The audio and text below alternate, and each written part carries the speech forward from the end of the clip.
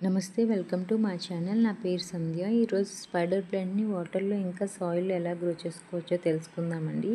ఈ వీడియో అయితే లాస్ట్ వరకు చూడండి. మీకు యూస్ఫుల్ అయితే తప్పకుండా లైక్ చేయండి. ఈ చిన్న ప్లాంట్ని అయితే నేను ఒక 2 ఇయర్స్ బ్యాక్ పెట్టానండి. చాలా బాగా గ్రోత్ అనేది వచ్చింది. చిన్న ఆయిల్ టబ్లో ఉంటుంది కదా, ఆయిల్ క్యాన్, అందులో పెట్టాను. మంచి కలర్ఫుల్గా వస్తుంది. వీటి లీవ్స్ కూడా డిఫరెంట్గా చాలా అందంగా ఉంటాయి కదండి. ఇది ఇండోర్ ప్లాంట్గా చాలా బాగుంటుంది.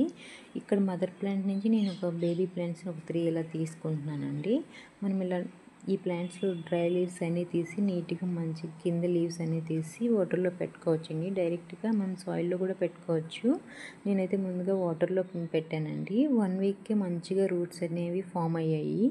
చాలా బాగా గ్రోత్ అయితే వచ్చిందండి. మనం వాటర్లో పెడితే వీక్లీ మనం వాటర్ చేంజ్ చేస్తూ ఉండాలండి. అప్పుడే వాటర్ క్లియర్గా వచ్చి మంచిగా వాటి గ్రోత్ అనేది వస్తుంది. లేకపోతే వాటికి కొంచెం నాచులా అలా బ్లాకిష్గా అనేవి అయిపోతూ ఉంటాయి మనం చేంజ్ చేయకపోతే.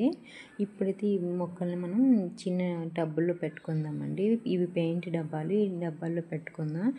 దీనికి వాటర్ సాయిల్ అనేది కొంచెం గుళ్ళగా ఉంటేనే బాగుంటుందండి. అప్పుడే వీటి గ్రోత్ చాలా బాగా వస్తుంది. ఇంకా డ్రైనేజ్ ప్రాబ్లం ఏం లేకుండా మంచిగా కింద హోల్ అనేది చేసుకోండి. అప్పుడే బాగుంటుంది. బాగా గ్రోత్ అయితే వచ్చేస్తుందండి. వీటికి 7 అవర్స్ సన్లైట్ ఉంటే సరిపోతుందండి. మనం డైలీ కొంచెం కొంచెం వాటర్ ఇవ్వాలి. ఇవ్వకపోయినా పర్లేదు, ఒకరోజు స్కిప్ చేసినా కూడా బాగానే ఉంటాయండి. వీటి ప్లాంట్స్ లీవ్స్ అనేవి మంచిగా థిక్గా ఉంటాయి, మంచి కలర్ఫుల్గా కూడా ఉంటాయండి.